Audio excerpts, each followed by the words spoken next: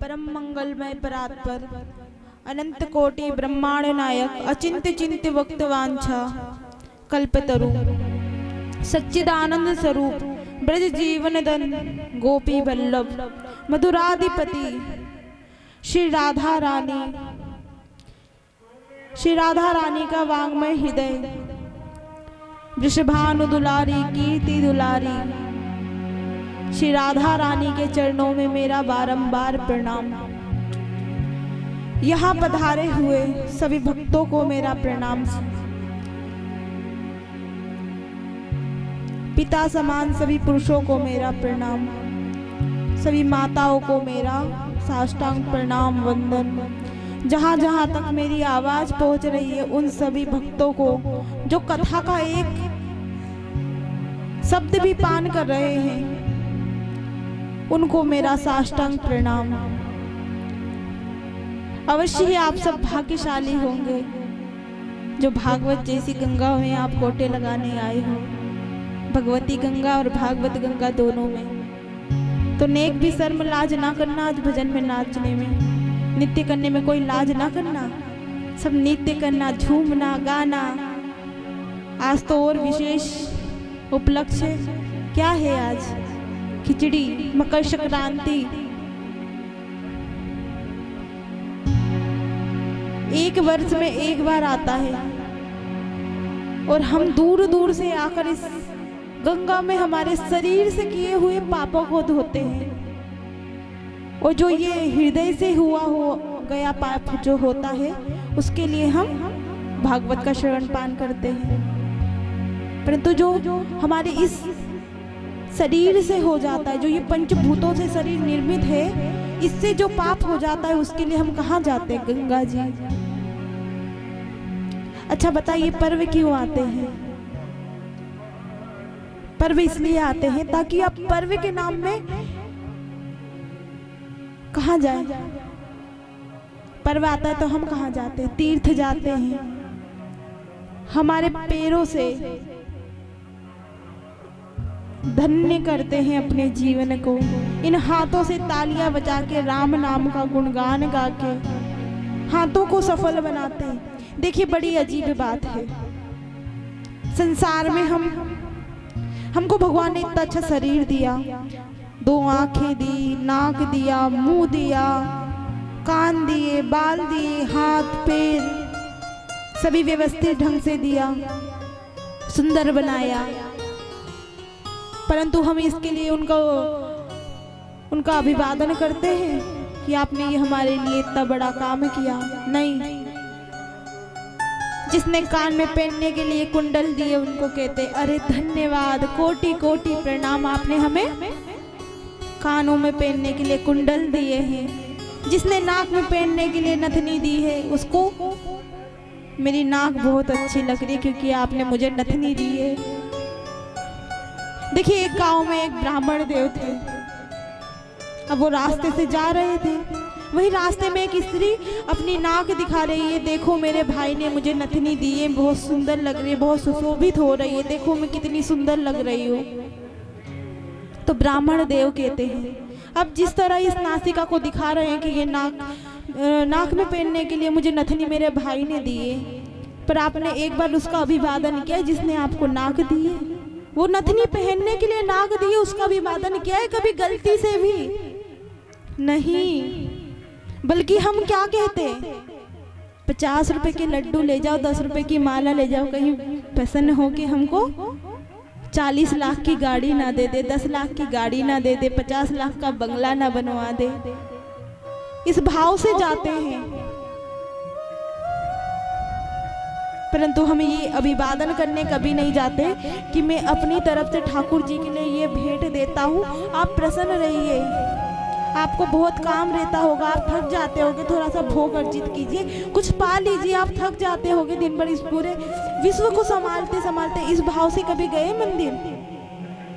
बल्कि इस भाव से गए हैं कि मुझे 10 लाख की गाड़ी दे दो, 20 लाख का मकान दे दो, मेरे बच्चे की अच्छी नौकरी लगवा दो, बेटे के लिए गाड़ी दे दो, बेटी का अच्छे घर में विवाह करवा दो। कभी एक बार भगवान के पास निस्वार्थ प्रेम से जाना, निष्कपट से जाना और कहना ठाकुर जी क्या कहोगे, बोलिए ना मैया, बोलिए कैसे जाओगे।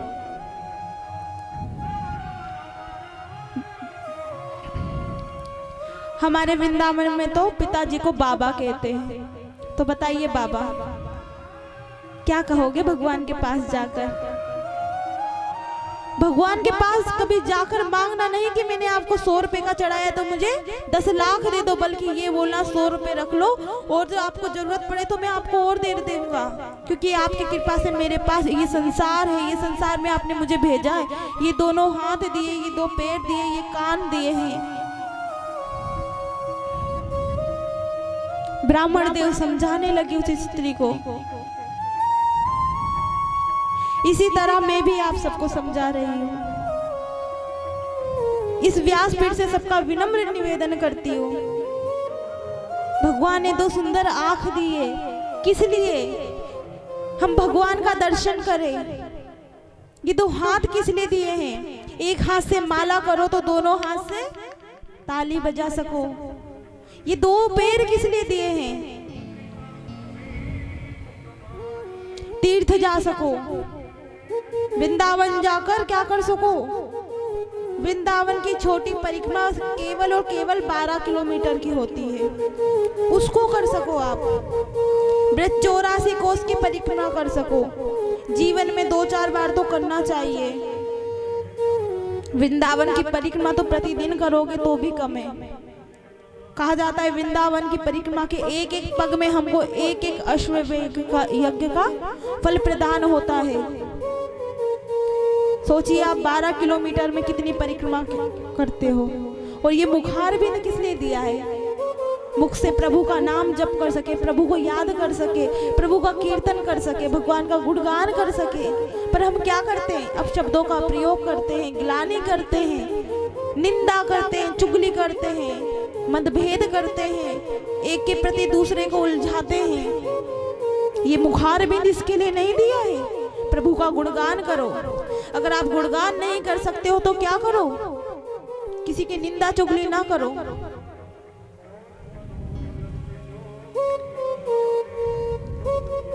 भला किसी का कर ना सको तो बुरा किसी का ना करना।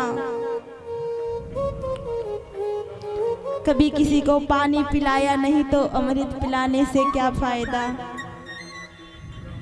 हमारे महापुरुष कितनी अच्छी अच्छी बातें बोल कर गए हैं, पर हम एक भी जीवन में धारण नहीं करते। अगर एक बात को अपने जीवन में धारण कर लेंगे तो ये जीवन जीवन बन जाएगा। तुमने इस जीवन को नर्क बनाया है अपने कर्मों से। इसलिए तो 10 रुपए का फूल लेके भगवान के पास जाते हो कि भगवान 10 लाख दे दो, इसके लिए नहीं जाते हो।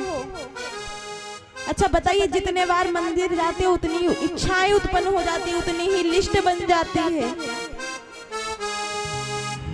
अगर आप लोगों के पास भगवान आ जाए तो क्या कहोगे?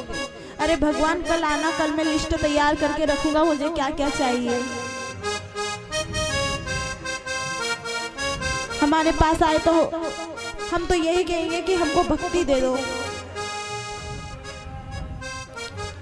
हमारे पास यही भाव रहना चाहिए सदैव कि हमें भक्ति दे भगवान, हमें ज्ञान दे, हमें वैराग्य दे।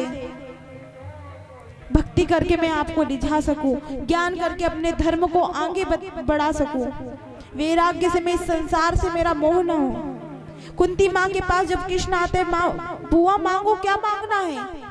तो क्या कहते हैं? बुआ क्या कहती है कुंती बुआ? मुझे दुख दो, पीड़ा दो, वेदना दो। क्यों? क्योंकि अगर मेरे पास दुख पीड़ा होगी तो मैं आपको उतना ही याद करूंगा, और अगर मेरा जीवन सुखमय होगा, शांतिमय होगा, तो मैं आपका याद कदापि नहीं करूंगा। तो देखिए, भगवान से या भगवान के मंदिर जाए तो ये ना मांगे कि मुझे 10 लाख का दे, 20 लाख दे। नहीं, उल्टा आपको 10 लाख 20 लाख मिल जाएंगी।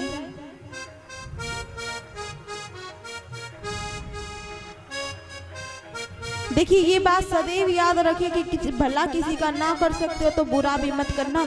भगवान को कुछ दे नहीं सकते हो तो भगवान से लेना भी ना, क्योंकि ये जीवन दिया है, ये जीवन जो दिया है आपको,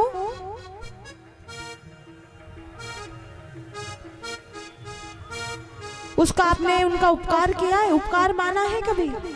नहीं ना। भगवान के पास जाए, जितने बार जाए, कहे कि मेरे बाल जो मेरे सिर पे बाल दिए, एक एक बाल का मैं आपका कर्ज हूँ, एक एक बाल का मैं आपका ऋणी हूँ। भगवान मोहे इतना दीजियो, जामे कुटुंब समाए, मैं भी भूखा ना रहूं और संत भी भूखा ना जाए। भावना ऐसी होनी चाहिए, ये ना होनी चाहिए कि भगवान मोहे इतना दीजियो, जामे कुटुंब समाए, मैं भी भूखा ना रहूं और मेरे खानदान भी भूखा ना जाए। क्या मैं भी भूखा ना रहूं और मेरा खानदान भी भूखा ना रहे, चाहे संत भूखा जाए? ऐसा ना सोचना मैया बाबा।